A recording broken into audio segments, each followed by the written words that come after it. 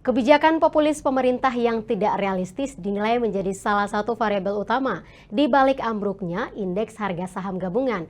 Terkait hal ini, ekonom menyarankan pemerintah segera bertindak, memaparkan rencana strategisnya untuk kembali meyakinkan pasar.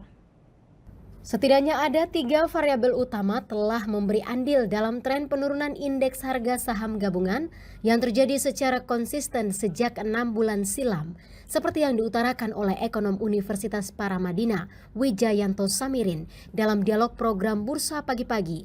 Pertama, dimulai dari kinerja APBN Februari yang di bawah ekspektasi, mencerminkan outlook fiskal tahun ini cukup berat. Wijayanto menilai ada kontribusi dari kebijakan populis pemerintah, tetapi dinilai investor tidak realistis karena tidak berbasis teknokrasi yang memadai. Faktor kedua disebabkan oleh upaya lembaga keuangan besar dunia, hedge fund, melakukan rebalancing aset sebagai respon atas kebijakan Trump 2.0 memindahkan dari aset yang berisiko ke aset yang lebih aman, manakala posisi Indonesia kini dinilai semakin beresiko. Dan variabel terakhir, fenomena emiten yang gencar melakukan buyback saham agar harga saham naik berlipat kali ganda yang dinilai sebagai iregularitas. Pasar modal pun perlahan kehilangan kepercayaan investor. Nah, sekarang ini banyak kalangan yang meragukan independensi BI. Misalnya Gubernur BI runtang-runtung dengan menteri datang ke rumah dinas, kemudian tiba-tiba muncul janji BI yang menguntungkan program sang menteri gitu ya.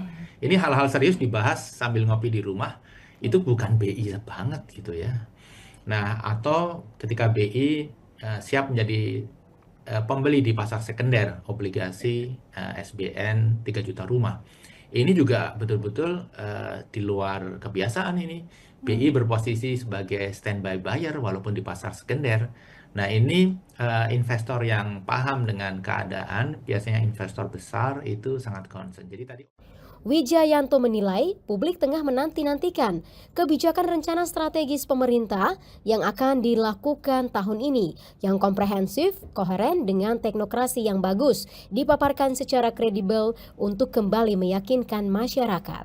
Di sisi lain, Wijayanto menilai sekarang adalah momentum tepat bagi pemerintah untuk membesarkan kembali pasar modal Indonesia yang akan melapangkan ruang pertumbuhan ekonomi lebih baik.